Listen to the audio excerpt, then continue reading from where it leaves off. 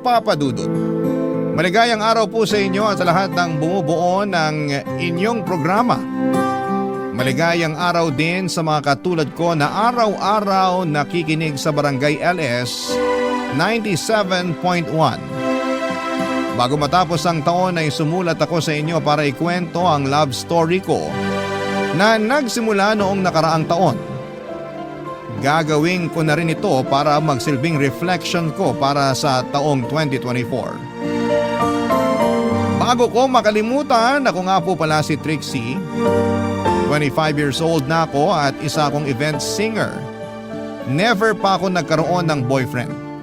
Hindi naman po dahil sa pangit ako. May mangilan-ngilan na ring sumubok na manligaw sa akin pero karamihan sa mga lalaking nagpaparamdam noon ay hindi pasok sa standards ko. Opo, medyo mataas po ang standards ko pagdating sa lalaki dahil alam ko po kung ano ang worth ko. Natuto ako noon dahil na rin sa nanay ko na ilang pagkakataon nang nabaliw sa pag-ibig matapos makailang beses na nagtiwala sa mga lalaking ginamit lang siya at ginawang parang laruan.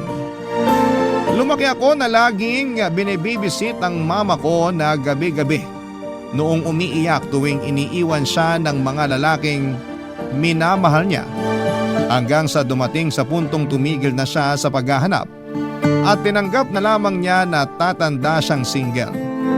Kaya naman hindi niyo po ako masisisi kung mapili ako sa lalaki dahil takot akong matulad sa mama ko. Dahil sa takot na maloko ay yun na nga po ang naging epekto. Hirap po akong magkaroon ng karelasyon, Papa Dudut. Sa katunayan ay naunahan pa nga ako ng nakababata kong kapatid na si Sasa.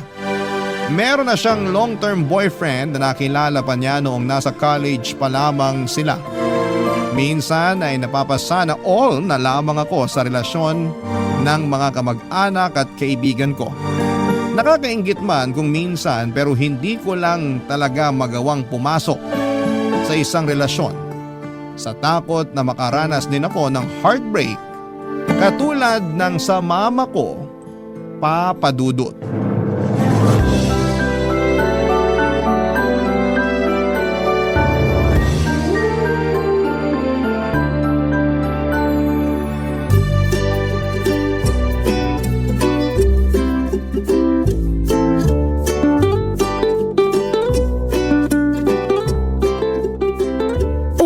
Sasa, 3 days na lang bago magpasko.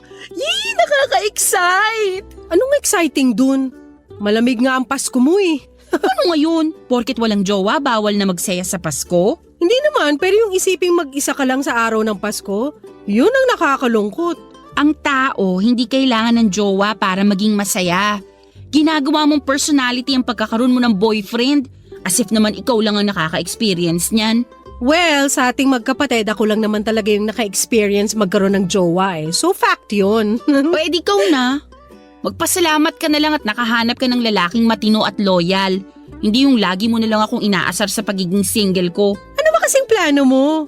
Gusto mo bang maging tita na lang ng anak ko? At tumandang dalaga nang hindi man lang nakakatikim ng… Yung bibig mo ha? Ikaw talaga? Kung ano-anong lumalabas dyan sa bunganga mo. Siyempre, may plano rin naman ako magkaroon ng pamilya someday. Hindi naman ako forever magiging single eh. Gusto ko rin namang makaranas ng pag-ibig. Anong inaantay mo? Na magbagsak ang langit ng lalaki sa harap mo? Bakit naman hindi? Mas maganda nga na langit na mismong mag-decide para sa love life ko. Para sa ganon, hindi ako ang may kasalanan if ever mang hindi maganda ang kalabasan ng first relationship ko. Kung ganyan lang din, talagang tatanda kang dalaga. Ate Trixie, ang pag-ibig, tinatrabaho yan. Hindi yan kusang mahuhulog mula sa langit. Parang pera yan na kailangan paghirapan para makuha. Saan ba kasi kailangan magpasa ng resume? May interview din ba yan katulad ng paghahanap ng trabaho? Oo, meron. Ang tawag doon, dating. Makipag-date ka para makahanap ka ng jowa. Palibhasa kasi sa'yo, napaka-choosy mo. Yung hinahanap mong lalaki, mala Dennis Trillo eh. Hindi ka naman kasing ganda ni Jenny Lynn Mercado. Ay, sa bagay. Iniisip ko palang parang sumasakit na ulo ko. Wala akong lakas para sa mga ganyang bagay. Eh di ngayon pa lang, tanggapin mo ng tatanda kang dalaga. Di bale, Mag-aanak na lang ako ng marami para may pagkaabalahan ka kapag uugod-ugod ka na. Grabe ka! Alam ko na! Ano? Napanood mo ba yung yung video tungkol sa pagkain ng ubas sa ilalim ng lamesa pagsapit ng New Year? Hindi pa. Ano naman yun? May napanood kasi ako na tip online para sa mga taong hirap na hirap magka-love life tulad mo. Ang sabi, kailangan mo raw kumain ng 12 ubas sa ilalim ng mesa pagpatak ng 12:00 sa bagong taon. Ano namang kalokohan yan? Hindi, totoo to. Pamahiin daw yun sa Spain. Ang sabi 12 grapes means 12 months of good luck. Pero dapat mabilis mong kainin yon kasi kapag nag-12:01 na at di mo pa naubos yung 1 dosenang ubas, yung mga matitirang yun yung bilang ng mga buwan na mamalasin ka. Ang OA naman nun? Ang sabi rin kapag nagawa mong kumain ng 12 ubas, suswertehin ang love life mo sa susunod na taon. Sus! Nagpapaniwala ka sa mga ganyan? Gawin mo, wala namang mawawala eh. Malay mo, magka-jowa ka na. Anong klaseng ubas ba? Ewan ko, yung green yata. Basta, kahit anong ubas na lang. Bibilhan kita para sa New Year. Gawin mo yun ha. Parang sira naman to. Ano naman magiging itsura ko nun? Nagpuputo ka na sa labas tapos nasa ilalim ako ng lamesa? Gusto mo bang magka-jowa o hindi? Gusto. O edi gawin mo. Sabi ko nga, malay mo, palaring ka na sa pag-ibig sa susunod na taon. Hay nako, bahala ka dyan. Ginagawa mo pa akong utu-utu eh. Totoo to, ano ka ba? Bahala ka, kung ayaw mo edi wag. Tatanda ka na lang dalaga talaga. Bahala ka dyan, aalis na ako. Kakanta pa ako sa isang event mamaya. Saan naman? May company Christmas party akong nabook sa Taguig. Binayaran ako para mag-perform. Ay wow, bongga. Kailangan kumayod para may pera sa bagong taon. Yun ang totoong swerte. Basta, bibili pa rin ako ng ubas para sa bagong taon. Ikaw nang bahala kung kakain ka o hindi. Ayan ha, tinutulungan na kita. Ewan ko sa'yo. Minsan nakakasawa ring makarinig ng mga tanong kung kumusta na ba ang love life ko o kung may boyfriend na ba ako.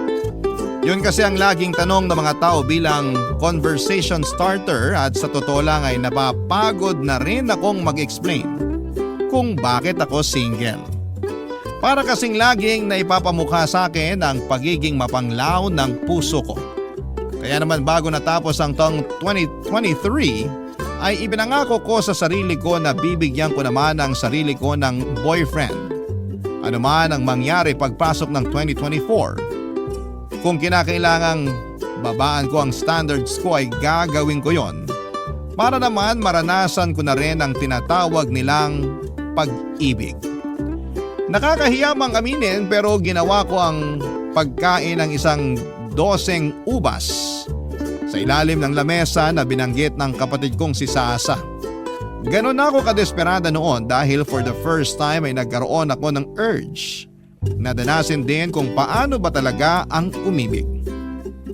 Noong 2023 ay nagkaroon ng malaking year-end party sa bahay ng pinsan ko. Nagsasama-sama kaming magkakamag-anak ng first time lang nangyari dahil umuwi ang mga pinsan ko mula sa US.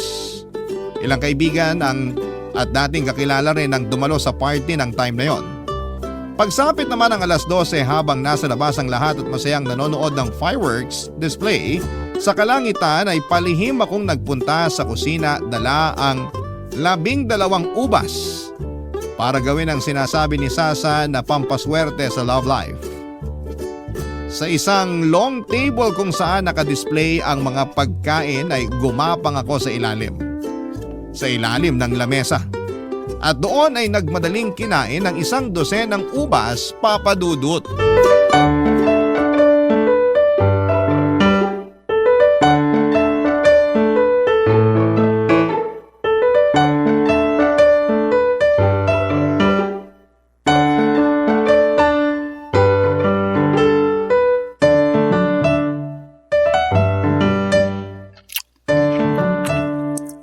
Oh my gosh! Ano ba itong ginagawa ko? Para akong baliw dito na kumakain ng ubas. Sana naman pala rin ako ngayong 2024. Please lang, tadhana. Bigyan mo na po ako ng jowa. Oh, 12:01 na. Nakain ko naman yung mga ubas on time. Sana talaga totoo yung sinasabi ni Sasa.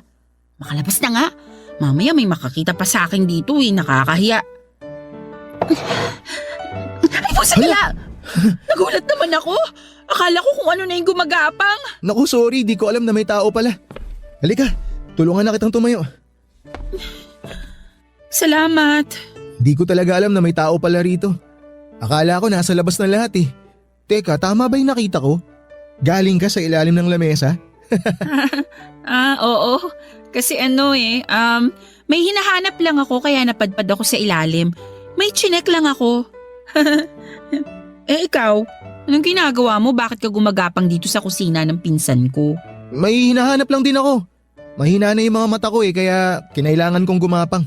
Gumagapang habang may hawak na mangkok? Mangkok na may ano ba yan? Mga tangkay ba yan ng ubas?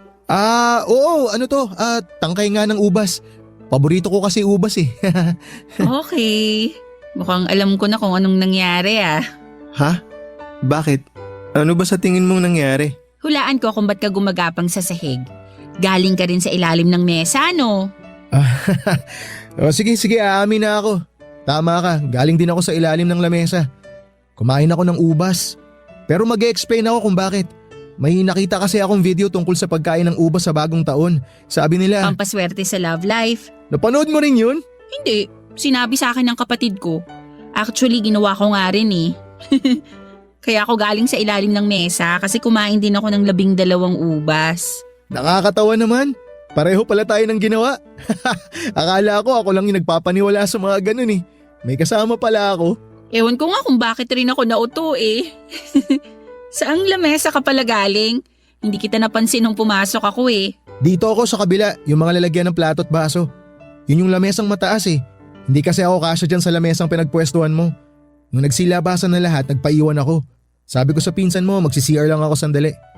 Kaya pala hindi kita napansin. Mas nauna ka pala sa akin. Sumama pa ako sa labas kanina Mabuti na lang pala hindi ako nagpunta sa lamesang yun kung hindi nagkagulatan tayo. Tama. Diyan din sana ako pupunta kanina Kaso wala nang time kaya nagmadali na ako. Pero nagkagulatan pa rin tayo kasi sabay tayong lumabas, di ba? Oo nga Nakakahiya na huli pa akong gumagapang galing sa ilalim ng mesa. Huwag kang mag-alala, secret lang natin to. Sure ka ha? Huwag mong ipagsasabi kahit sa pinsan ko. Pagtatawanan ako ng mga yun. Oo naman, basta wag mo rin ako ibubuko. Sige, deal yan. Safe ang secret natin sa akin. Ano palang pangalan mo? Trixie, ikaw? Jacob. Kaano-ano ka ng mga pinsan ko? Kapitbahay ka ba nila? Hindi, college friends kami. Oh, I see. Ngayon lang kita nakita First time ko lang din kasing maimbitahan dito. Mag-isa lang din kasi ako ngayong bagong taon kaya in-invite ako ng mga pinsan mo. Parang get together na rin namin to pagkatapos ng mahabang panahon. Parang ganun. Sa bagay, ngayon lang din kasi sila umuwi kaya ngayon lang din siguro kita nakita. So, kumusta naman? Nakain mo naman lahat ng ubas mo? Oo, muntik na nga ako mabilaukan Ako nga, muntik na hindi umabot sa oras Ang lalaki din kasi nung nakuha kong ubas. Ay, sinabi mo pa. Ay, sana worth it nga talaga tong kalokohang pinagagagawa natin. Sana nga. Sana talaga magkatotoo yung hiniling mo ngayong gabi. Ikaw rin. Tara na sa labas. Baka hinahanap na tayo ron. May sisindihan pa yata silang fountain Mauna ka na, susunod na lang ako. Okay, sige. Kita na lang tayo sa labas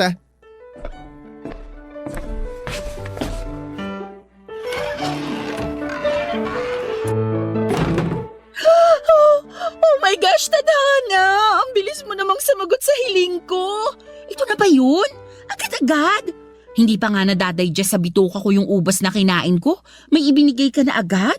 Kau talaga? The best ka! After salubungin ang bagong taon ay nagpatuloy ang party sa bahay ng pinsan ko. Noong time na yon ay nagpatuloy din ang getting to know stage namin ni Jacob. Hindi na kami nakapag-focus pa sa party dahil sa dami ng napag-usapan namin tungkol sa isa't isa. Nang nagsimulang lumiwanag ang kapaligiran dahil mag-uumaga na ay saka na lang kami nagkahiwalay ni Jacob. Pagkarating ko sa bahay ay natulog ako buong maghapon. Masasabi ko na naging maganda ang pagsalubong ko sa bagong taon ng 2024 dahil na-enjoy ko ang company ni Jacob. Papa Dudut, hindi naman talaga exactly gwapo si Jacob. May itsura siya pero hindi siya yung tipong mapapa-head over heels ang bawat kababaihan sa kanya. Pero masasabi ko na napakalakas ng karisma niya. May appeal siya na uubra sa mga taong ang hanap ay may humor at emotional intelligence. Lahat ng yon ay taglay ni Jacob, Papa Dudut. Kaya naman sobrang na-enjoy ko ang maikling pagsasama naming dalawa sa naganap na year-end party sa bahay ng pinsan ko.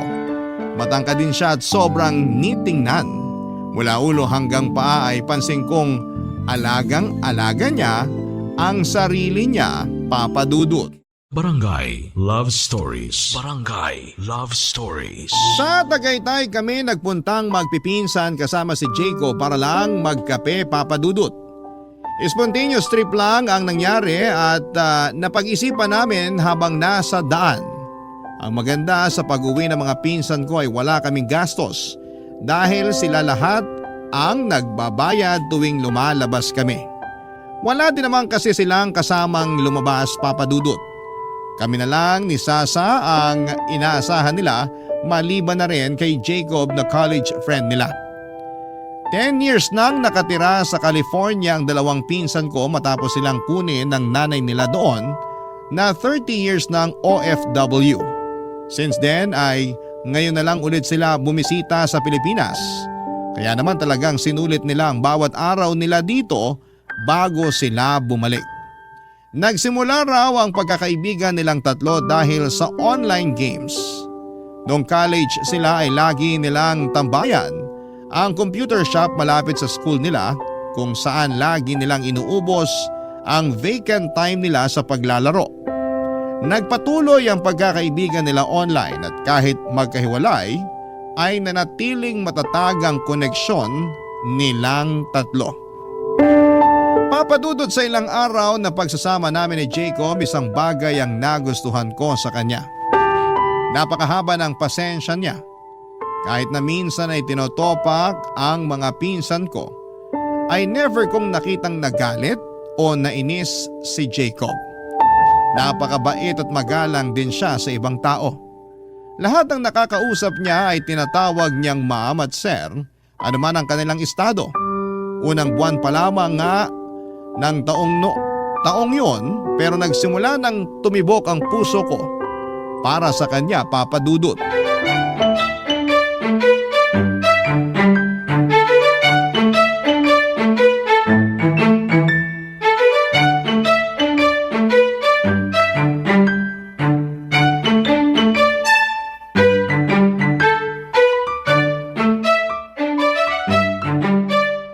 Masarap tong California Maki na in-order mo. Hindi yata sushi rice yung ginamit nila kundi normal na kanin lang. Ang arte mo, nakikikain ka na nga lang eh. Saan mo ba to binili? Mura lang naman to. In-order ko dun sa dati kong kaklase. Nag-business kasi siya, tapos minessage ako.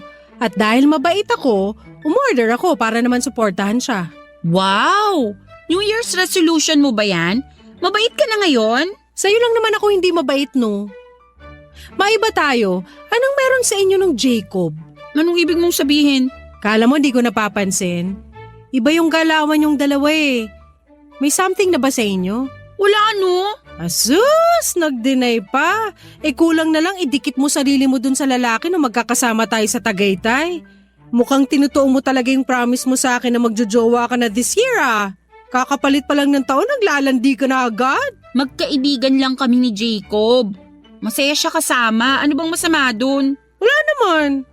Pero kung may nararamdaman ka sa kanya, hindi uubray ang pagdi-deny mo.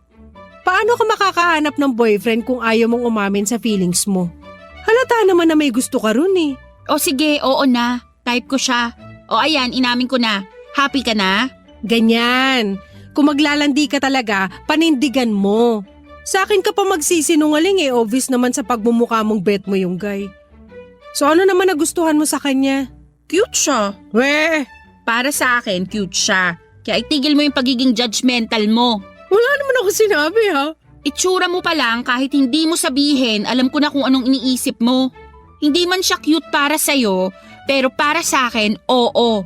Malakas ang appeal niya. At nakakadagdag sa karisma niya yung pagiging mabait niya. So mahilig ka sa good boy. Wala yan sa hilig. Basta ang sa akin lang, pasok siya sa standards ko. Sa bagay, cute naman kayo. Bagay kayong dalawa. Tingin mo? Oo! Kailangan mo ng lalaking mahaba ang pasensya. Kasi napaka-moody mong tao. Tuwing kabilugan ng buwan, nag-iiba yung ugali mo, kaya dapat lang na ang jowain mo ay yung malawak ang pangunawa. Ano namang masasabi mo sa kanya? Nakasama mo na siya kaya for sure, may impression ka na kay Jacob. Well, to be honest, okay naman siya. Hindi siya mukhang bobo. Madiskarte siya at saka marunong makisama. At tama yung sinabi mo, mabait siya. Kung ikaw ba, magiging type mo rin siya? First of all, magkaiba tayo ng taste kaya hindi ko siya mabebetan. Pero kung type mo siya, sino naman ako para mag-judge, diba? Pangalawa, hindi ako mahilig sa mga lalaki masyadong mabait. Mabait na ako eh. So gusto ko yung medyo demonyo. At last but not the least, may boyfriend na ako kaya hindi na ako pwede magkagusto sa ibang tao. Sa tingin ko, bet din naman niya ako eh. Sinabi ba niya yan o nag-a-assume ka lang? Remember, never assume unless stated. Baka mamaya delusional ka lang pala. Hindi niya sinasabi pero mukhang may gusto rin naman siya sa akin. Sa bagay, first time mo pa lang naman kasi magmahal kaya naiintindihan kita. Pero payong kapatid, huwag mong paaasahin ang sarili mo sa isang bagay na hindi pa naman totoo. Huwag ka nagpapapaniwala sa pakiramdam mo lang. Dapat malaman mo sa kanya mismo ang totoo. Hindi yung hindi ka sure sa feelings niya tapos minahal mo na siya. Maniwala ka sa akin, ikaw lang din ang masasaktan sa huli. E paano ko malalaman kung gusto niya ako? Tatanungin ko? Huwag na huwag mong gagawin yan. Huwag kang magmukhang desperada sa harap niya kasi baka ma-turn off siya. Ayaw ng mga lalaki sa babaeng naghahabol. Remember, hindi ka aso para maghabol ng tao. E anong gagawin ko? Huwag ka kasing magmadali. Magpakipot ka rin ng konti. Huwag mo masyadong ipahalata na bet mo siya. Chill ka lang. Sabi nga nila, it's not the destination that counts, but the journey. Kaya enjoyin mo lang yung chemistry nyo for the meantime. Aamin din yan sa nararamdaman niya pagtagal. Basta wag mo siyang pilitin kasi kapag pinilit mo, babahag ang buntot nun. Ayaw ng mga lalaki sa commitment unless sila na mismo yung nag-decide. So, kapag decided na si Jacob, dun ka lang maniwala na bet ka niya. Matapos bumalik sa US ng mga pinsan ko ay nanatili ang closeness namin ni Jacob Papadudut. Nagpatuloy ang paglabas-labas naming dalawa. Katulad ng sinabi sa akin ni Sasa ay hindi ko masyadong pinaasa ang sarili ko.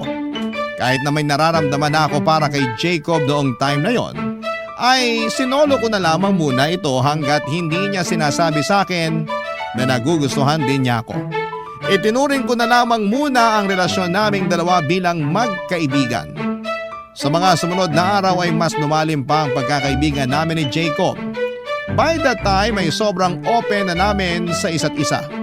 Wala nang hiyaan sa pagitan naming dalawa at tapos na kami sa stage kung saan ay patuloy ang pagpapa-impress na ginagawa namin. Nagsimula na naming makita ang mga bagay na hindi kaaya-aya sa bawat isa at sa kabila ng mga yon ay nanatili pa rin ang samahan naming dalawa, Papadudut. Hanggang sa pagdating ng February, nagsimula nang magparamdam sa akin si Jacob. Eksaktong February 14 noong inaya ko ni Jacob na kumain sa labas. Nag-date kami sa isang restaurant at doon mismo ay inamin niya sa akin ang totoong nararamdaman niya. Unang pagkikita pa lang daw namin ay nagkaroon na siya ng crush sa akin. Sa katunayan nga ay siya ang may ideya na ayain ako ng mga pinsan ko noon na mamasyal para magkaroon daw kami ng time na kilalanin pa ang isa't isa. Para bang ang mga pinsan ko na rin ang nagsilbing wingmen niya noon, Papadudut. Then after some time ay na-realize daw niya na nahuhulog na ang loob niya para sa akin. After ng confession niya, inamin ko na rin kay Jacob na matagal ko na rin siyang gusto. Doon na siya nagsimulang manligaw sa akin, Papadudut. Kalagitnaan ng March noong opisyal ko siyang sinagot, Papadudut.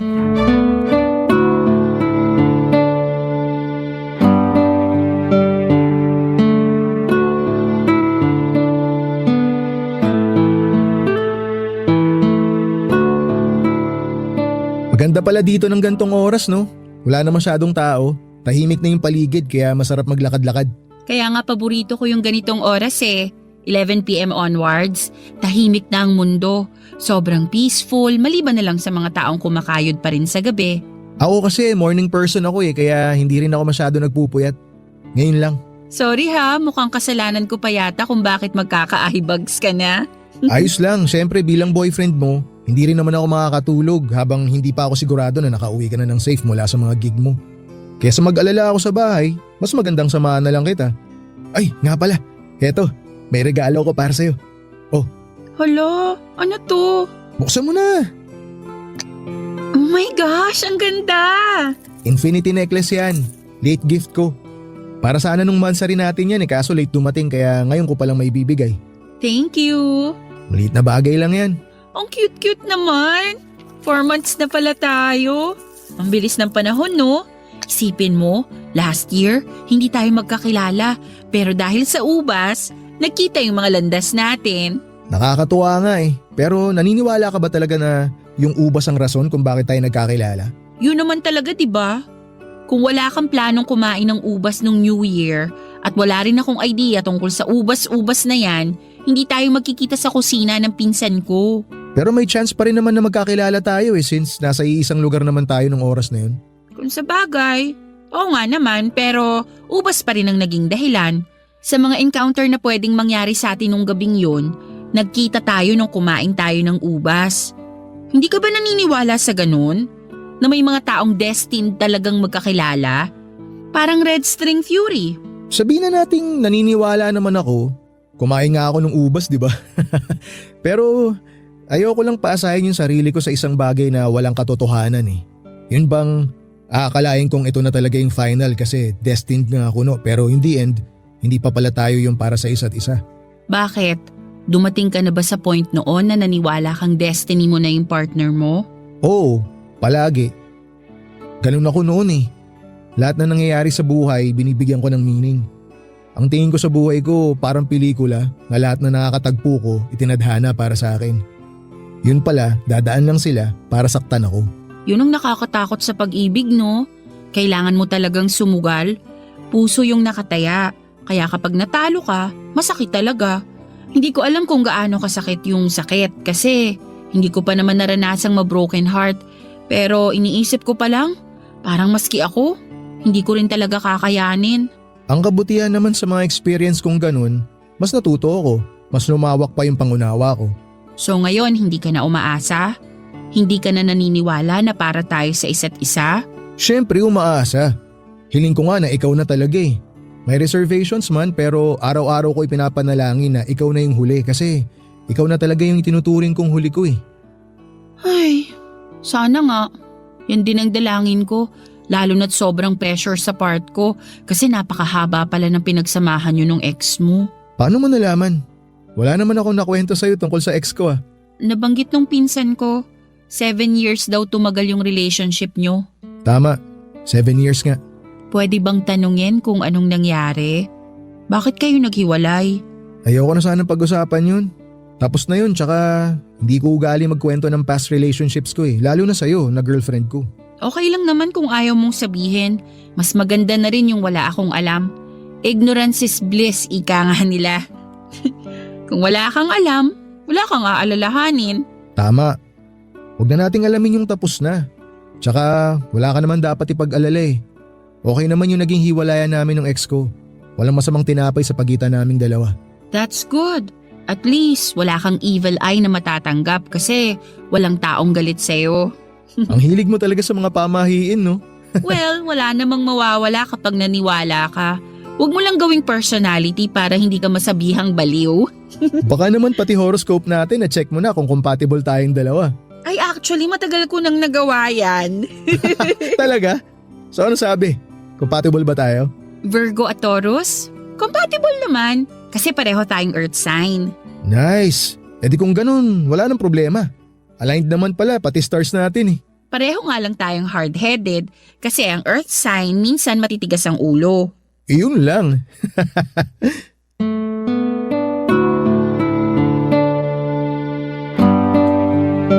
Papadudot kahit chill man ako tuwing magkasama kami ni Jacob ay aaminin ko na ramdam ko ang pressure bilang bago niyang girlfriend. 7 years ba naman kasi ang kailangan kong tapatan, talagang malaki ang naipataw sa aking trabaho. Ang kagandahan lang sa relasyon namin ni Jacob dahil alam niyang first time ko lang na pumasok sa ganong klase ng relasyon ay naging supportive siya sa akin. Halatang experience na talaga siya dahil napaka-gentle niya sa relasyon namin. Minsan nga ay napipredict pa niya kung magkakaroon kami ng kaunting pagtatalo. Bago pa man mangyari yon ay inuunahan na niya ito para hindi na mag-escalate pa sa away. For the next months ay naging maayos ang pagsasama namin. Ignorante man ako pagdating sa pag-ibig ay mabilis naman akong natuto. Marunong kasi akong mag-reciprocate ng feelings. Kung ano ang natatanggap ko ay ibinabalik ko rin kaya naging healthy ang relasyon namin ni Jacob. Hindi ko alam kung dahil sineswerte ba talaga o destined ba kami. Ang mahalaga lang para sa akin noon ay maayos ang tinatakbo ng relasyon namin. Dumating ang unang pagsubok sa relasyon namin ni Jacob nito lang November.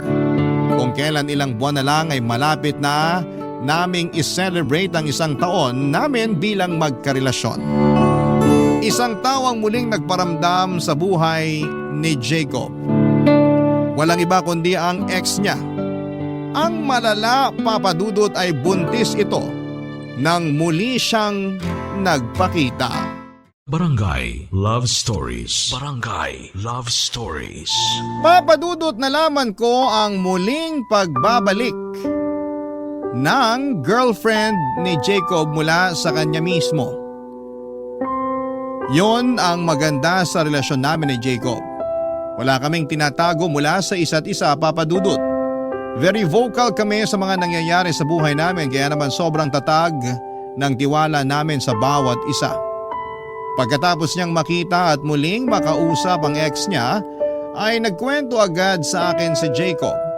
Aksidente raw silang nagkita sa isang event at doon ay nalaman niyang buntis ito, Papadudot. Nung una ay natakot at kinabahan ako noong narinig kong buntis ang babae. Ang unang pumasok sa isipan ko, kaya siguro sila nagkita ng girlfriend niya ay dahil baka siya ang ama ng dinadala nito. Pero hindi pala ganon ang nangyari. Ang dinadalang baby ng kanyang ex ay bunga raw ng pagmamahala nila ng current boyfriend niya na that time ay fiancé na pala niya.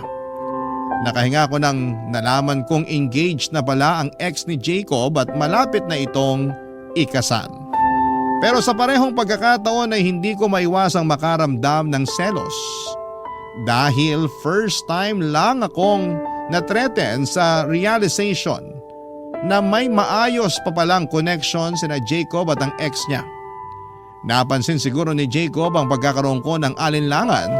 Kaya naman noong napansin niyang medyo napapa-overthink na ako ay pinakilala niya ako mismo sa girlfriend niya. Papadudot, never kong na-imagine na darating din pala sa puntong mamimit at makikilala ko ang ex-girlfriend ni Jacob.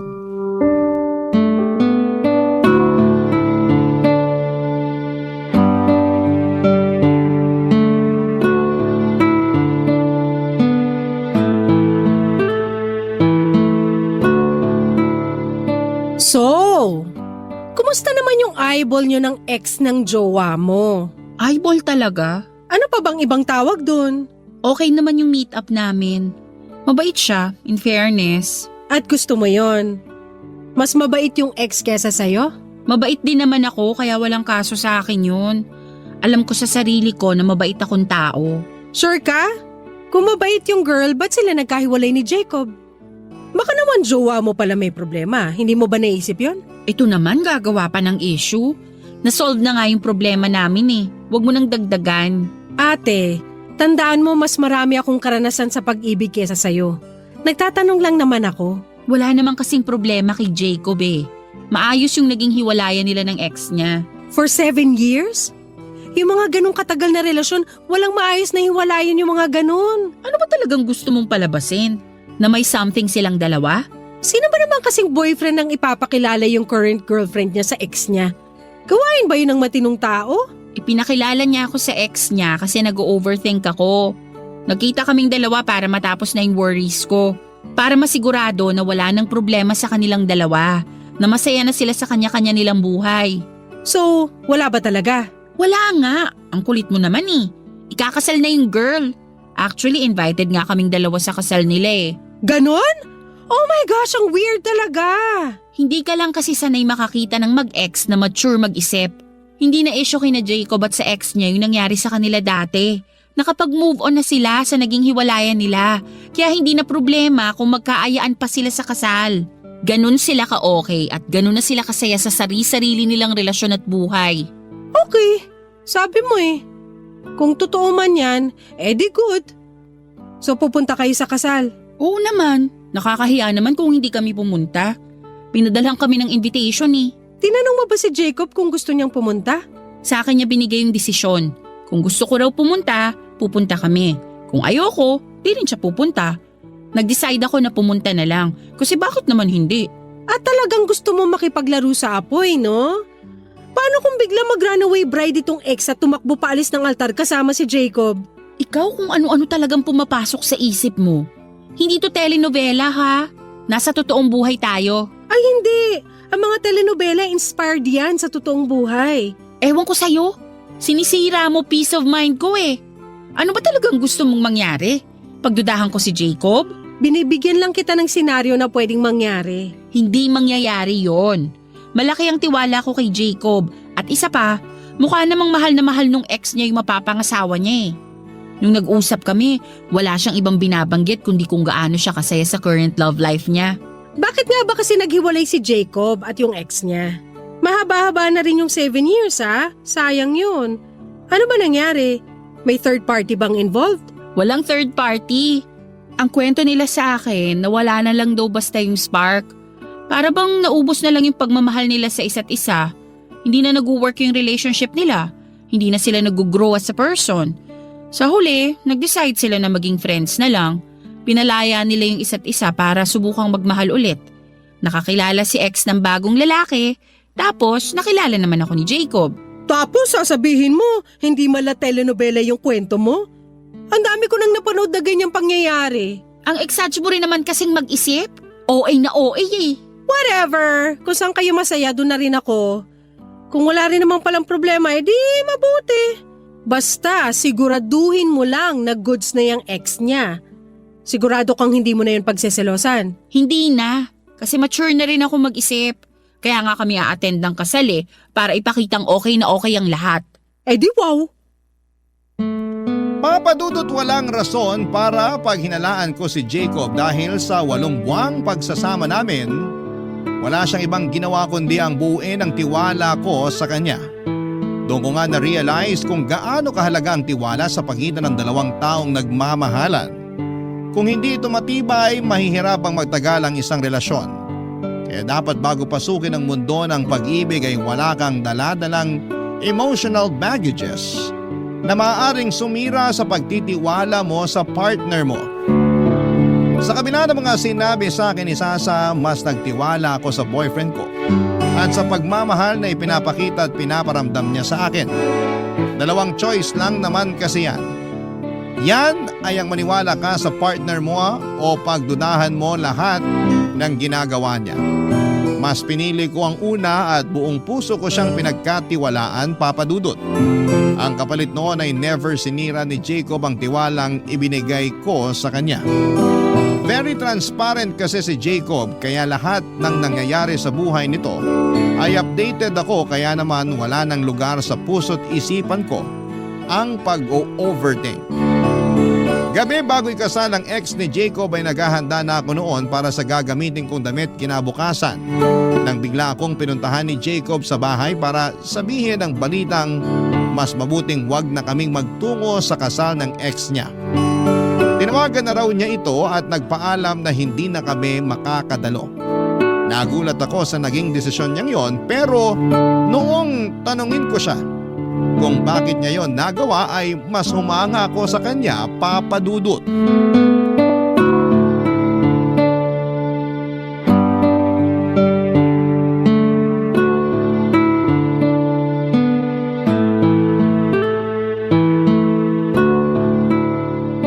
Bakit naman biglang nagbago yung isip mo? Last minute ka namang nag-decide na di na tayo attend ng kasal ng ex mo. Naka-ready na pa man din ako. Pasensya ka na kung hindi na kita natanong ha. Bigla lang kasi ako nagkaroon ng realization eh. Anong klaseng realization naman yun? Na hindi magandang tingnan na pupunta pa tayo sa kasal ng ex ko. Lalo pa na isasama kita. Ano namang hindi maganda doon? Tapos na kasi kami. Kumbaga, wala na dapat kaming koneksyon ng ex ko. Kasi sarado na yung kwento namin eh. Hindi na dapat namin dinadagdagan pa yung memory sa pagitan naming dalawa. Pareho na kaming nag-decide na tapusin ang lahat eh. Ngayon kung patuloy kaming magiging ganito, para saan pa tinapos namin ang lahat, di ba? Baka naman yun yung closure na inaasahan niya. Gusto niyang makita mo siyang ikasal para mapatunayan niyang masaya na siya sa bagong buhay niya. Para saan pa? Pumunta ako o hindi, matutuloy pa rin naman yung kasal nilang dalawa eh. Hindi nila kailangan yung presensya ko para matuloy yung kasal nila. Ganon din ako. Hindi ko kailangan yung presensya ng ex ko para lang patunayan na mahal kita. Tsaka nakakainsulto yun sa part nyo ng mapapangasawa niya. Kaya pakiramdam ko talaga hindi na kita kailangan dalhin sa kasal nila. Kahit sa ang anggulo tingnan kasi hindi maganda eh. Pero okay lang naman sa akin eh. Patunay lang yun na mature na kayo pareho. Natanggap nyo nang hindi kayo ang endgame katulad ng naging explanation ko kay Sasa. Matagal ko nang tanggap ang totoo. Hindi ko na kailangan patunayan yun. Ayoko lang nadalhin ka sa nakaraan na hindi naman na dapat balikan. Ayoko rin kasing maging parte sa bagong buhay na binubuo ng ex ko ngayon. Ganon din ako. Ayoko siya maging parte sa bagong chapter ng buhay ko kasi nga tapos na kami. Sure ka na ba talaga dyan? Di na tayo pupunta? No regrets? No regrets. Tsaka final na. Nakapag-decide na talaga ako. At sorry ulit kung hindi ko man lang na-consider yung feelings mo. Katulad nga ng sinabi ko, pumunta man tayo o hindi, okay lang sa akin yun. Malaki ang tiwala ko sa'yo at alam ko namang kapakanan ko lagi ang inuuna mo eh. Alam kong hindi ka gagawa ng mga desisyon na ikasisira ng relasyon natin. Ganon kalaki ang tiwalang binibigay ko sa'yo araw-araw. Salamat. Patuloy kong gagawin yon hanggang sa pagtanda natin. Alam ko sinabi ko na to noon na hindi ko na paaasahin pa ang sarili ko pero willing akong sumugal ulit. At maniwala na tayong dalawa na talaga magsasama hanggang sa dulo. Hindi kita papaasahin. Pangako ko sa'yo na mamahalin kita hanggang sa huli. Cheesy man pakinggan pero yun ang totoo. Yun ang gagawin ko hanggat patuloy na tumitibok ang puso ko. Alam mo, para hindi masayang yung naging preparation mo, mag-date tayo bukas. Saan naman? Bahala na. Kung saan man tayo dalhin ng kapalaran. Ay gusto ko yan. Sige gawin natin yan.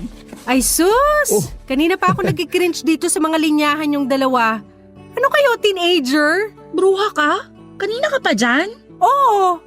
Lalabas sana ako kaso parang ang seryoso ng usapan nyo kaya hindi ko na muna kayo inabala. Magandang gabi, Sasa. Magandang gabi rin. Mabuti naman at natauhan ka. Akala ko dadalhin mo talaga tong si ate sa kasal ng ex mo eh. Noon ko pa sinasabi sa kanya na hindi maganda yun. Kaso ito namang si ate, patay na patay sa'yo kaya kahit ano gagawin niya para maibigay yung gusto mo. Oy, hindi totoo yan ah. Totoo naman eh. Kaya ikaw Jacob, ayus-ayusin mo mga desisyon mo. Kasi ikaw lang talaga aasahan ko sa relasyon nyo. Medyo utututong ate ko eh. Huwag kang mag-alala. Hindi na mauulit yon. Dapat lang. At kapag itong ate ko niloko mo, ako talaga makakatapat mo. Lagi ko yung pinagtitripan pero mahal na mahal ko yan. Oh, totoo ba? Siyempre, joke lang yun. Nahawa na tuloy ako sa kakornihan yung dalawa. Hala sige, maiwan ko na muna kayo, may lakad pa kami ng boyfriend ko. Tuloy nyo yung kadramahan nyo dyan. Sige, mag-ingat ka. Papadudot never na ngang nagkaroon ng koneksyon sina Jacob at ang ex niya simula noon. Never na siyang nabanggit at never na namin siyang pinag-usapan. Doon ko na nga na-realize na ganito pala kasayang magkaroon ng minamahal. Ganito pala ang kapanatagan na dala ng pag-ibig na tapat. Ang dalangin ko na lang talaga sa may kapal na sana'y patuloy na maging maganda ang relasyon naming dalawa ni Jacob. Na sana anumang pagsubok ang dumating sa pagsasama namin ay sabay namin itong malampasan. Kasabay ng paglapit ng panibagong taon ay ang pagharap namin ni Jacob sa panibagong yugto ng love story namin. Pagsapit ng New Year ay pumwesto ulit kami sa ilalim ng mesa para kumain ng ubas.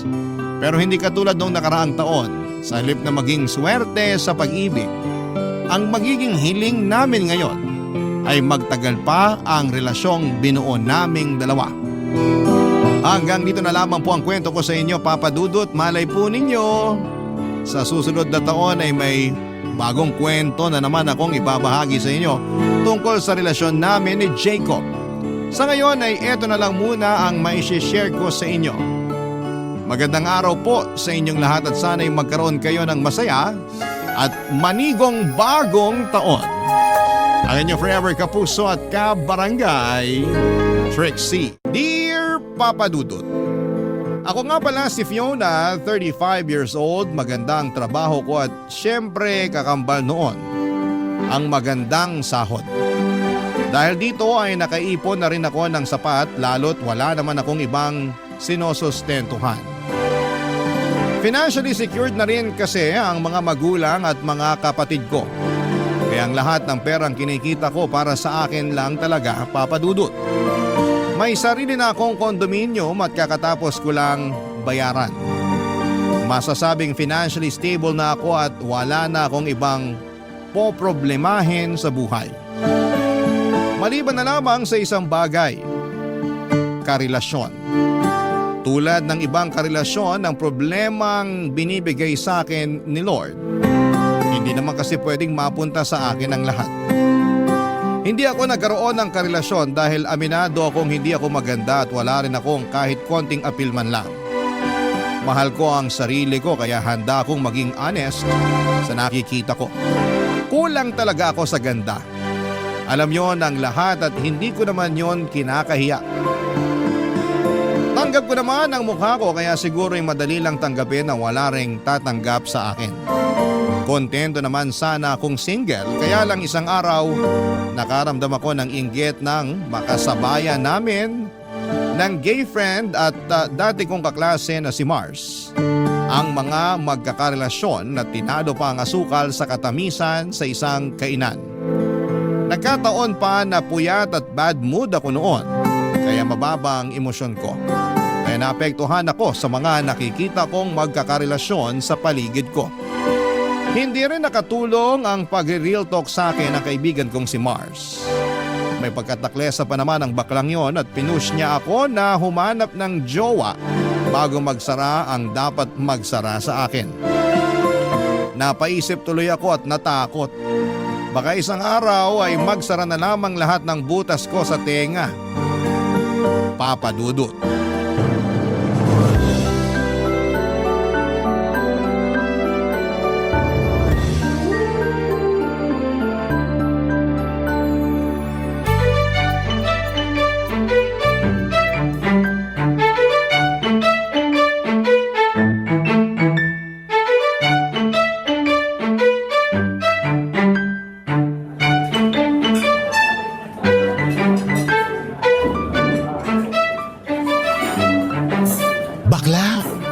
Sa table sa kaliwa mo. Minumukbang ng lalaki yung bibig ng babae. Grabe! Liempo ba yan, kuya? Samantalang ikaw, Ano na naman? ikaw lang nakakatikim ng labi mo. Lagi pang dry. So wala ngang titikim, ano magagawa ko? Ganun na lang yon. Tatagapin na lang ang kapalaran na wala nang titikim sa labi na yan. Change topic. O sige, change table tayo. Yung table na malapit sa cashier, tingnan mo oh. Hinahatian ni Kuya ng manok yung girlfriend niyang masiba. Ang sweet. Naghahatian sila kasi tipid. Kailan pa naging sweet ang walang budget?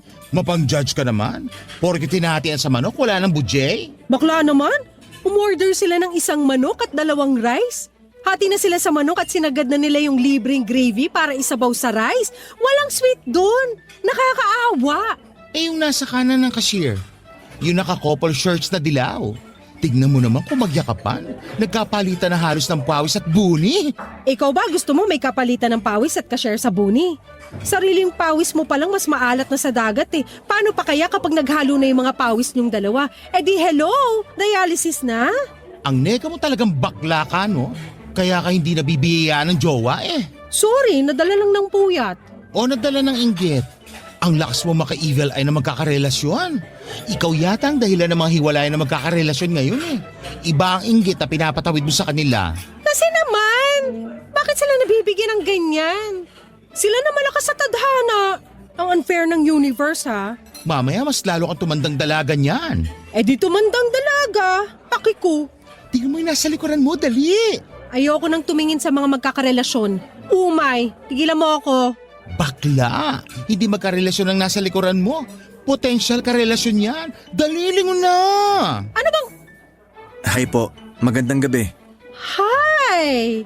Magandang gabi rin. Andrew nga pala. Hi Andrew, single ka? Kasi single tong friend ko si Fiona. Mars! Tinutulungan na nga kita, aangal pa. Shut up ka na lang. So, single? Single na single. Ay, teka, may nakalimutan akong gawin. Ano na naman? Uwi pala muna ako saglit. Nakalimutan ko palang punasan yung likod ng TV ko. Puro alikabok na yun. Ngayon ko pa naman nakaschedule linisan.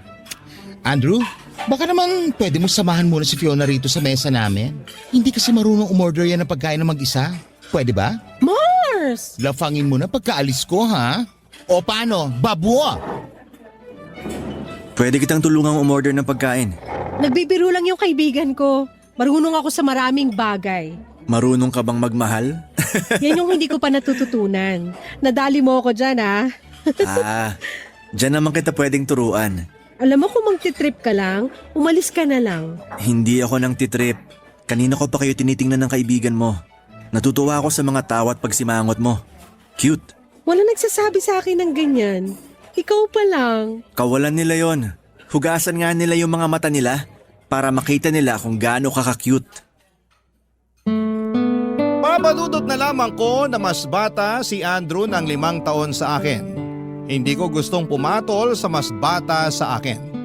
Pero nadala ko ng kagwapuhan niya at kakaibang charm. Para siyang Prince Charming talaga at sino ba naman ako para mag-inarte, hindi ba? Kaya naman sinulit ko ang mga oras na yon para maibida ko ang sarili ko. Oo, at wala akong maibida tungkol sa pisikal kong kaanyuan pero nagawa kong ibida kung gaano kaganda ang trabaho ko at pasahod. Bukod pa roon ay binida ko rin na meron akong sariling kondo. Nakikinig naman noon sa akin si Andrew at nakatitig lang sa akin. Nailang ako sa mga titig niya na parang hinuhubaran ako. Nagagandahan kaya siya sa akin. Iyon ang ambisyosang naging tanong ko. Napansin kong naubos ko na pala ang kinakain ko at dahil gusto ko pang mapatagal, ang usapan namin ay inaya ko siyang umorder at sinabi kong libre ko. Umorder na kami kaagad at pagkatapos noon ay nagtagal pa kami ng mahigit 2 oras na nagkwekwentuhang dalawa. Wala siyang masyadong nakwento tungkol sa buhay niya pero ang nagustuhan ko sa kanya ay good listener siya. Nakinig talaga siya sa akin kahit puro pagyayabang lang ang ginagawa ko tungkol sa achievements ko sa buhay. Sayo lang naman kasi ang kaya kong gawin. I-flex ang achievements ko dahil doon lang ako umaabante. Hindi naman kasi talaga ako maganda at sexy. Kaya bumabawi ako sa areas na alam kong nakakaangat ako. Pagkatapos namin kumain ay nagpaalam na rin si Andrew para umuwi na. Hinintay muna niya akong makasakay bago siya umalis. Ang gentleman niya lalo noong pinagbuksan pa niya ako ng sasakyan. Pagkatapos noon ay inabot niya sa akin ang papel kung saan ay nakasulat ang cellphone number niya at Facebook. Nang makalayo na ang sinasakyan ko sa kanya ay napatili na lamang ako sa kilig. Nagulat tuloy yung driver sa akin. Pagka-uwi ko ng bahay ay agad ko siyang in-add sa Facebook at doon kami nagkausap hanggang sa madaling araw. Kinabukasan ay inaya niya akong mag-date, papadudot.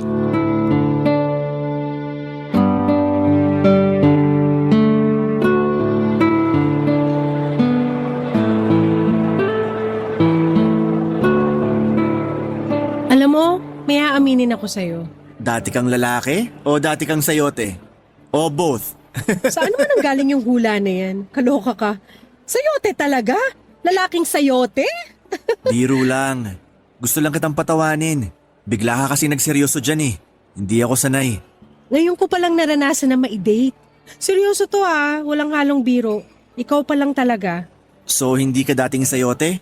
Hindi ka dating lalaki? Hindi ka dating lalaking sayote? Lahat hindi. At hindi rin ako mahilig sa sayote para lang alam mo, team papaya ako pagdating sa tinola. May pagkakaiba na agad tayo. Team sayote ako sa tinola. Pero Andrew, maiba lang ako. Ano yun?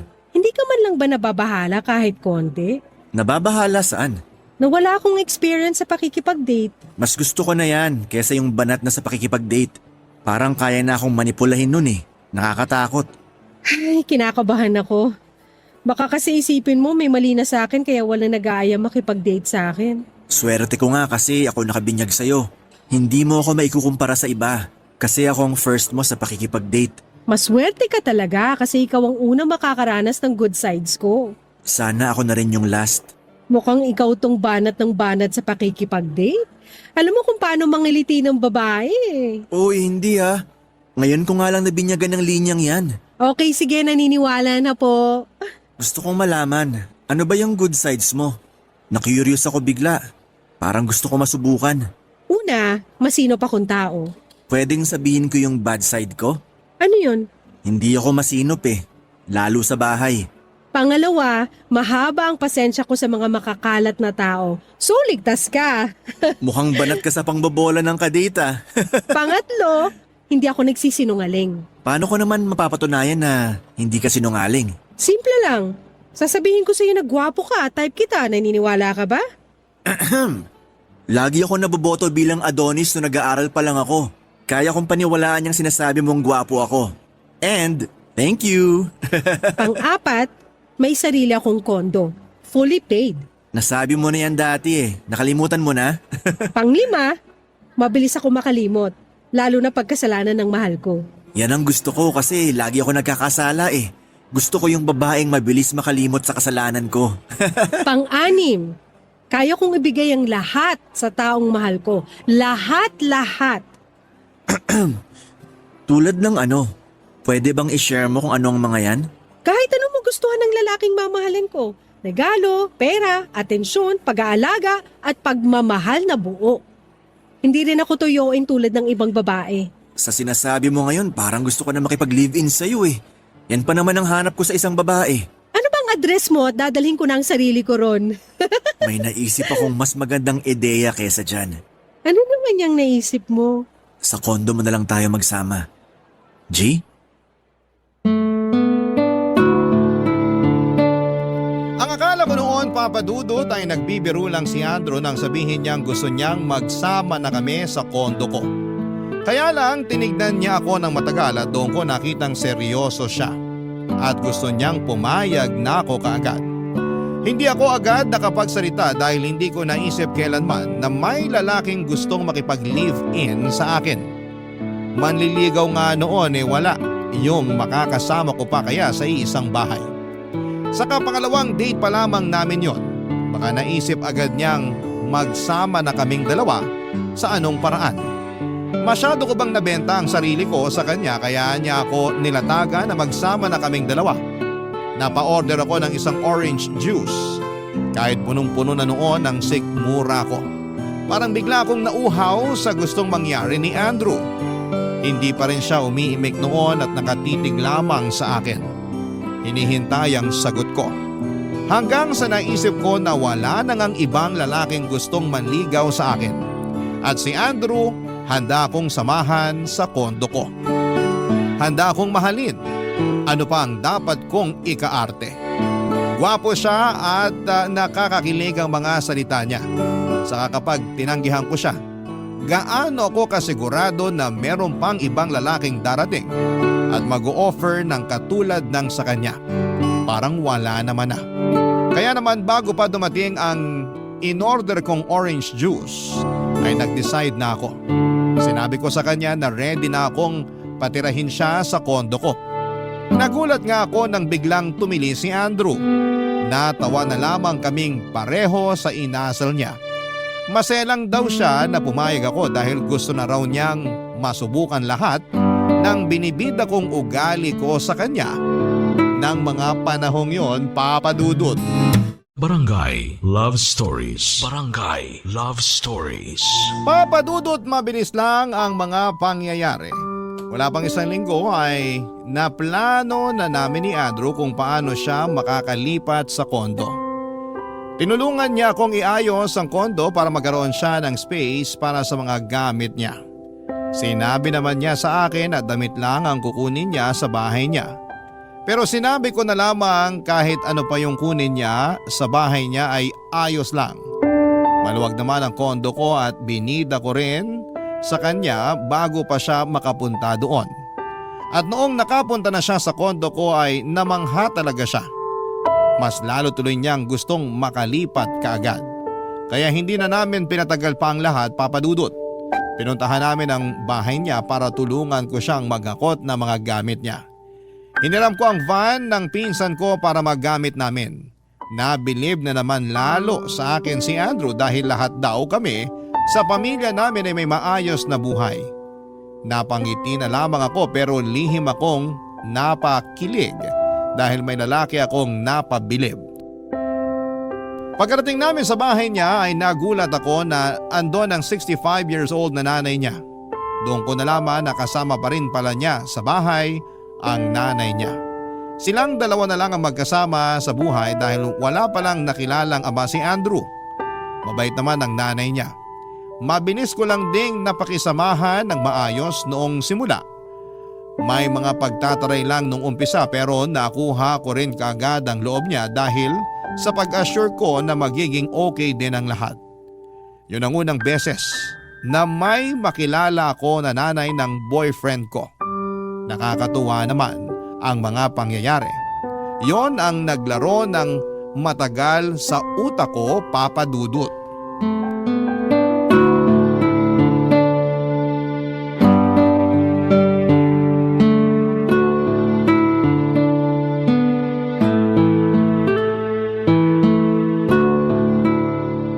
Fiona, nanay ko nga pala.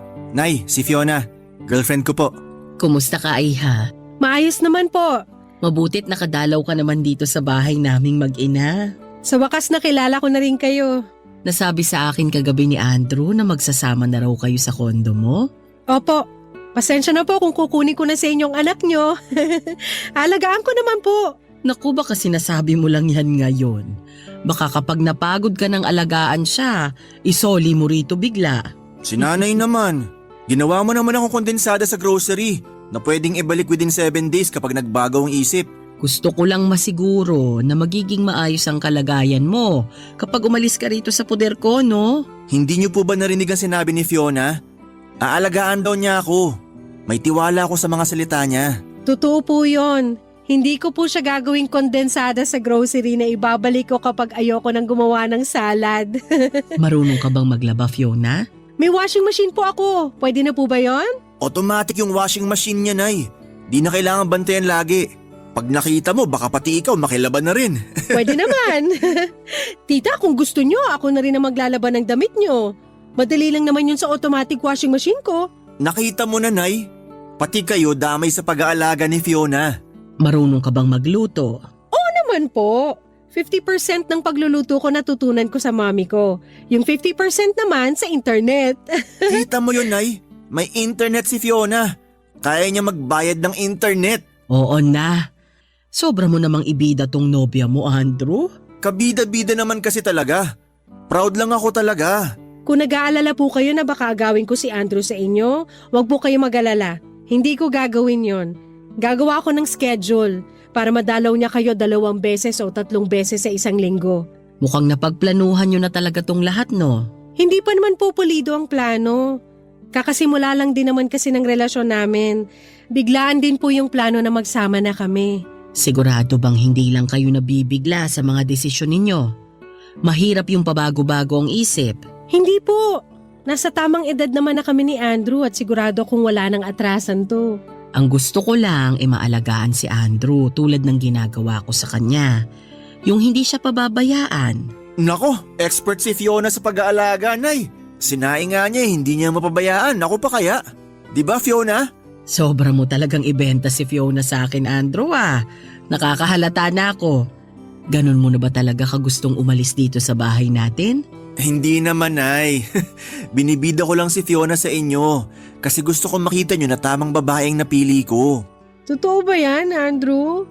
Tamang babae ba ako para sa'yo? Makikipag-live-in ba ako sa'yo kung hindi? Sa harapan ko pa talaga kayo nagharutang dalawa. Huwag ka na mainggit, Nay. Ngayon na aalis na ako rito sa bahay, pwede ka nang tumanggap ng manliligaw. Pwede ka namang mamili ng ili-live-in mo rin. Andrew? Tigilan mo nga ako? O sige na, mag-empake na kayo ron para hindi na kayo gabihin sa daan. Ayos! Andrew, ikaw muna magsimula sa pag-iempake. May ipapabalot lang ako kay Fiona na baon nyo sa daan para hindi na kayo magluto pagka uwi ninyo. Damihan mo, Nay, ah. Mukhang mapapagod ako sa pag-iimpake. Kailangan ko ng maraming kakainin. Fiona, sisimulan ko na mag-impake, ah. Damihan mo yung babalutin.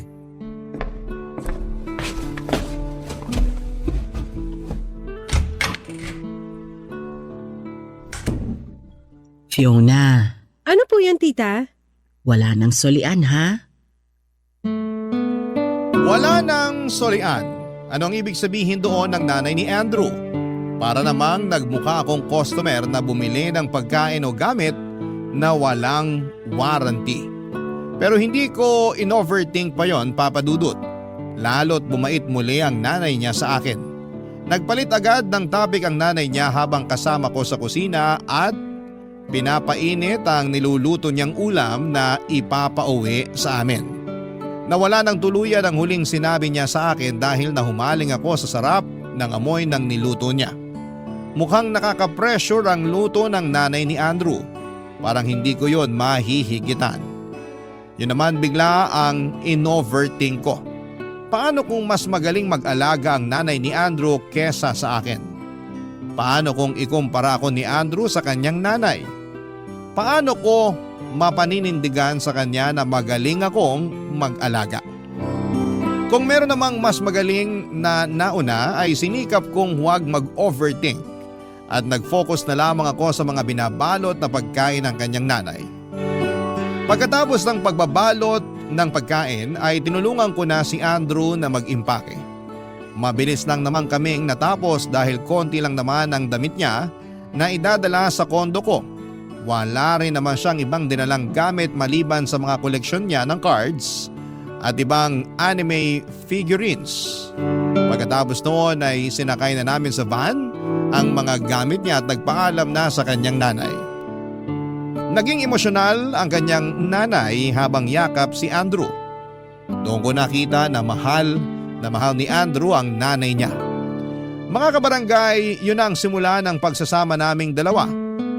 Wala pong kasing saya ang mga unang linggo na magkasama kaming dalawa. Ganon pala ang feeling na may lalaking nagpapasaya sa'yo.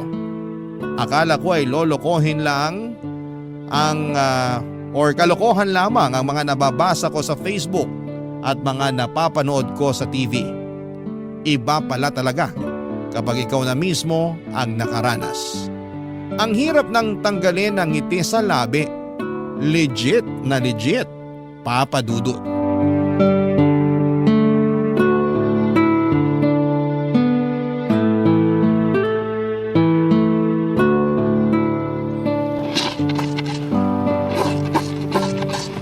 Mga awit ka dyan, kanina ka pa.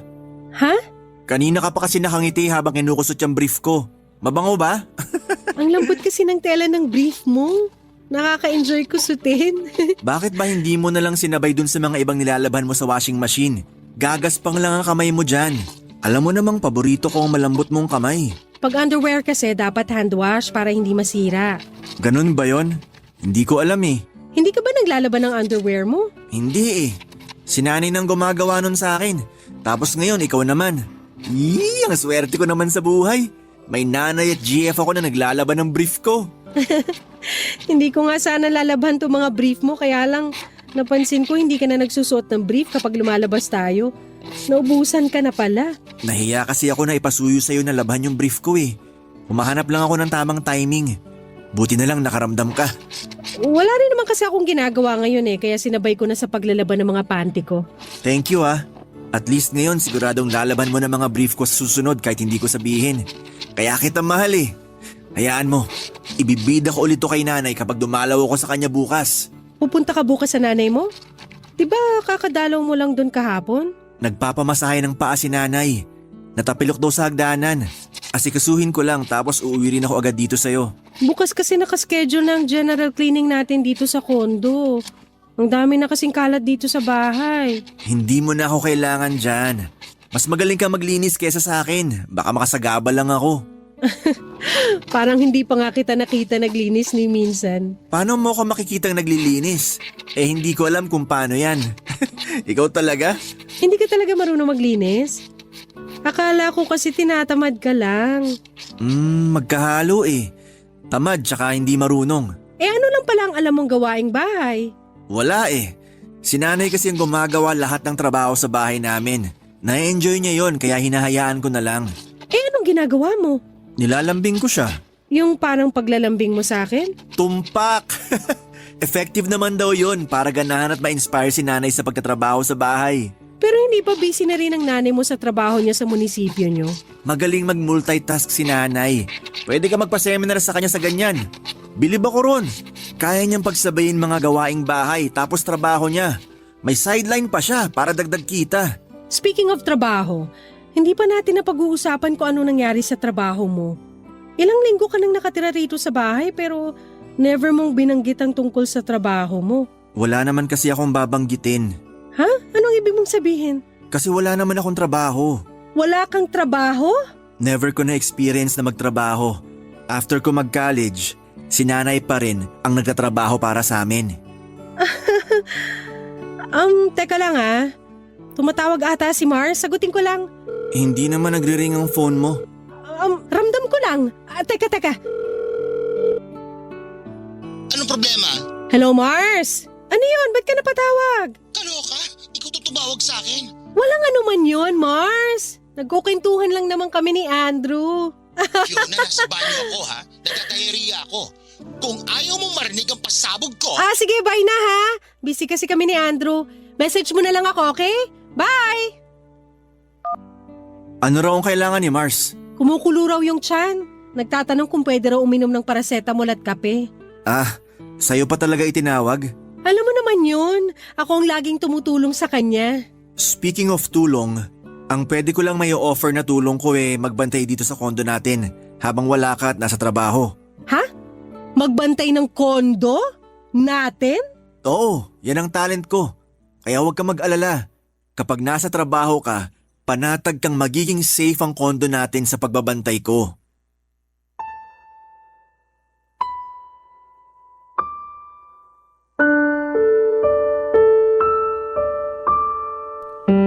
Napanganga na lamang ako sa mga sinabi ni Andrew, Papa Dudut. Doon bumagsak ang mundo ko. Wala na nga siyang alam sa mga gawaing bahay, wala rin siyang trabaho. Bakit ba inuna kong pumayag na makisama sa kanya sa kondo ko kesa tanungin ang ibang detalye sa buhay niya? Hindi na lamang ako umimik pa, Papa Dudut. Hinayaan ko siyang mangawit ang bibig sa kakangiti. Akala niya ay nakaka-proud ng mga sinabi niya sa akin. Sa totoo lang ay na-turn off ako roon dahil hindi ko naman gusto ang isang lalaking palamunin at walang ibang alam na gawain. Maiintindihan ko pa kung wala siyang alam sa gawaing bahay pero at least man lang sana ay may trabaho siya. Pero bakit naman combo pa ang mga bagay na wala siyang kaalam-alam? Napailing na lamang ako sa mga nalaman ko pero sa tuwing napapatingin at nilalambing niya ako ay nawawala sa isipan ko ang mga pagkukulang niya. Alam kong red flag na pero masarap pa rin talaga, Papa Dudut. In love na kasi ako kay Andrew at mabilis lang naman na makalimutan ang mga hindi niya kayang gawin lalo na kapag niyayakap niya ako. Lalo na kapag naiisip kong wala ng ibang lalaki ang pwedeng magmahal sa akin tulad ng ginagawa niya. At saka ang sarap kaya niyang kasama sa labas kapag nagde-date kami. Ka-flex-flex ang itsura niya. Yung tipong ramdam ko ang inggit na mga kababaihan at kabaklaan sa tuwing ako ang ka-holding hands niya. Doon nakakabawi sa akin si Andrew, Papa Dudut. Kaya naman sinubukan ko pang ipikit ang mga mata ko para hindi makita kung gaano kapula ang bandila niya. Kaya ko naman ang mga gawaing bahay lalo't pamparelax ko rin naman yon. Hindi naman problema sa akin ang pera dahil maganda at malaki ang sahod ko. Wala rin akong ibang dapat bayaran kundi ang kuryente, tubig at internet. Kasabay syempre ng pagkain namin. Kakayanin ko na to. Iyon ang dinidikdik ko sa isipan ko habang magkasama kami, Papa Dudut. Barangay Love Stories. Barangay Love Stories. Lalong lumala ang pagka-inlove ko kay Andrew, Papa Dudut. Lalo't mayat maya ang pagyakap, halik at pagsasabi niya sa akin ng I love you. Sino ba naman ang hindi rurupok sa ganon, Papa Dudut? Lalo na kung sobrang gwapo at tikas ng lalaking magsasabi sa iyo noon. Saka napakagaling niya sa kama. Oo, wala akong ibang experience sa kama sa ibang lalaki pero masasabi kong performance level talaga si Andrew. Doon talaga siya bumabawi sa mga pagkukulang niya sa akin. Natakpan ng bahagya ang mga kapintasan niya pero habang tumatagal, mas lumilitaw ang mga bagay na hindi ko gusto sa kanya. May mga araw na talagang nakabalandra na ang mga ayaw ko sa kanya at hindi magawang matakpan pa ng mga paglalambing niya. Palala na kasi ng palalang sitwasyon namin ni Andrew. Ni tupiin ang kumot namin sa kama ay hindi niya magawa. Ni minsan ay hindi siya nagkusa na magwalis man lang kahit sa kwarto namin. Isang araw ay kinailangan ko na ng opinyon ng iba tungkol kay Andrew at nagpaalam ako kay Andrew na makikipagkita ako kay Mars. Gusto pa niyang sumama noon sa akin pero nagsinungaling ako at sinabing may pinagdadaanan si Mars na personal kaya mas magandang ako lang ang haharap sa kanya. Hindi na naman siya nagtanong at nagduda pa. Hinayaan na lang niya akong umalis. Pagkatapos noon ay nagmadali akong lumabas ng bahay para kitain si Mars sa isang coffee shop. Nang magkita kaming magkaibigan ay niyakap ko kaagad siya ng mahigpit. Hindi na ako magsusumbong noon pero hindi ko alam kung kakampihan ba niya ako. Kasi hindi naman tong nagtulak sa akin kasi siya naman tong nagtulak sa akin kay Andrew. Kaya nag-alangan ako noong simula kung itutuloy ko bang sabihin sa kanya ang katotohanan o mas magandang sabihin ko na lahat ng problema ko sa lalaking nereto nito sa akin noon, Papa Dudut.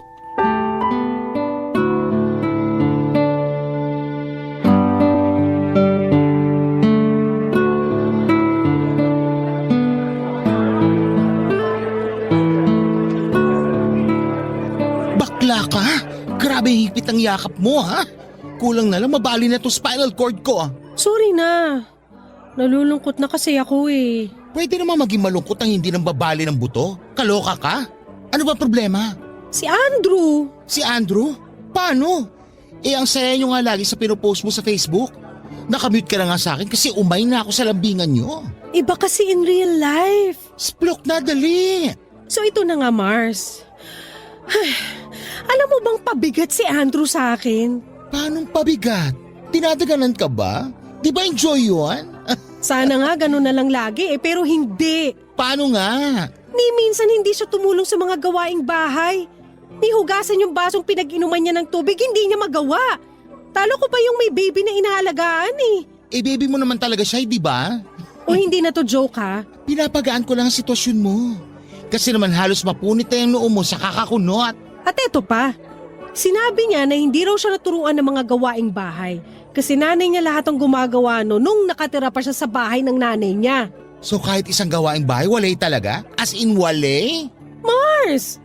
Ako pa naglalaban ng brief niya na ang daming stain. Kaloka! Nalaman ko lang na hindi siya marunong maglaba nung natambakan na siya ng mga lalaban tapos wala na siyang brief na magamit.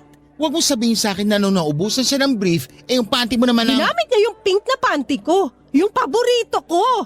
Na-stretch tuloy yung garter. Ang lala, Fiona. Wait, there's more. Kumapit ka, Mars. Ano? Wala rin siyang trabaho. Wala pang trabaho? O kakaalis lang sa trabaho? Never naka-experience magkaroon ng trabaho. Ha? 30 na siya. Anong alam niya? Magbantay daw ng kondo. Kondo namin. Namin? May ambag ba siya sa down payment? Siya pa tong malakas gumamit ng aircon. Kasi first time daw niyang mag-aircon kapag matutulog. Alam ko na kung anong pwede niyang iambag sa'yo. Ano? Maging pabigat sa yero kapag bumabagyo. Seryoso na kasi. Wait lang naman kasi. Nabigla naman ako sa revelation mo, bakla. Teka, tumatawag yung nanay ni Andrew. Sagutin ko lang. Babawiin na ba niya ang anak niya? Magkakaalaman. Wait. Hello po, tita. Hello, Fiona. Andito ngayon si Andrew. Ay, ano bang ginagawa niya dyan? Akala ko nasa kondo siya nagbabantay. Dinala niya yung mga marurumi niyang damit dito. Di ka raw kasi nakapaglaba kahapon. Wala raw siyang magamit. Pinapalaba niya sa akin. Hindi ko po kasi naharap na maglaba kahapon, tita, kasi OT ako sa trabaho. At saka naglinis ako ng kwarto at ref. Dapat maglaan ka rin ng oras sa paglalaba ng mga damit ni Andrew. Palit pa naman ang palitong nobyo mo dahil masyadong pawisin. Pasensya na po, tita. Hindi na mauulit. Hayaan mo na. Ako na lang ang maglalaba rito. Kaya lang dito muna siya sa bahay ng 2 araw ha. Para isabay na rin niya pauwi sa kondo yung mga damit. Ipapadala ko na rin yung mga ibang mga naiwan niyang damit dito. Para marami siyang extra sa inyo. Lalo kapag hindi mo maharap ang paglalaba agad. Sige po, tita. Salamat po sa tulong niyo. Walang anuman. O siya, maglalaba pa ako. Ingat ka kung nasaan ka man ngayon. Bye! Bye po. O ano? Anong sabi ng hilaw na biyanan mo? Nagsumbong si Andrew. Hindi ko raw agad nilabhan yung mga marurumi niya. Kaya dinala niya sa nanay niya para malabhan na. Iba rin, bakla. Anong gagawin ko, Mars? Kung ako lang kasi, red flag talaga yung mga sumbong mo sa akin tungkol kay Andrew. Kaya lang, Ano? Fiona, prangkahan na to ah. Alam mo namang matagal ka nang umaasa na may magmamahal sa'yo. Dumating si Andrew. Gwapo at parang cheese grater ang abs. Mahal ka niya. Pero hindi ka na makakahanap ng ganong lalaki na magmamahal sa'yo. Lahat naman tayo may kapintasan at kakulangan. Balang araw, matatanggap mo rin lahat ng hindi magawa ni Andrew. Isipin mo na lang lagi kung ano yung magagandang bagay na meron siya. Papadudot, tumango lamang ako sa mga sinabi ni Mars. May punto naman siya. Wala nang ibang lalaking magmamahal sa akin katulad ng ginagawa ni Andrew. Ang tagal kong naghanap ng karelasyon. Tapos noong binigyan na ako ni Lord ay biglang aayawan ko. Hindi naman pwede yon. Saka kaya ko namang maglinis at mag-ayos ng bahay at kaya ko rin namang magtrabaho. Nasanay na akong ginagawa ko yon noong single pa lamang ako. Ano ba naman yung mag-adjust ng kaunti kay Andrew? Nagkakwentuhan pa kami ni Mars bago ako nagpaalam para umuwi na. Excited na akong umuwi ng kondo dahil masosolo ko yon ng 2 araw dahil hindi nga uuwi si Andrew. Weird yon para sa akin dahil dati nalulungkot ako ng mag-isa kaya lagi akong nagpapasama kay Mars. Pero nang time na yon ay parang ang sarap lang magpatugtog ng malakas na music at sasabayan ko ng pag-inom ng wine at pagpapapak ng mga natitirang pagkain sa ref. Habang wala si Andrew ay nagsimula akong muli sa pag-aayos ng kondo. Ang saya ko rin naman talaga kapag naglilinis.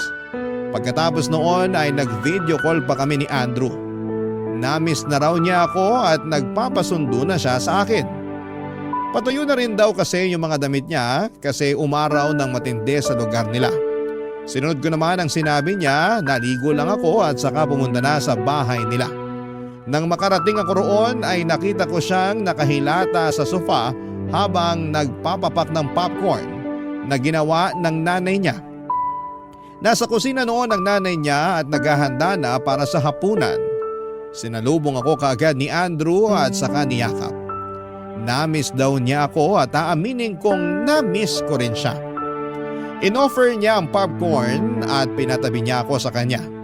Pagkatapos noon ay lumabas na ang nanay niya mula sa kusina para salubungin naman ako. Masaya ang nanay niya, papadudot. Abot hanggang kisame ang ngiti nang makita ako.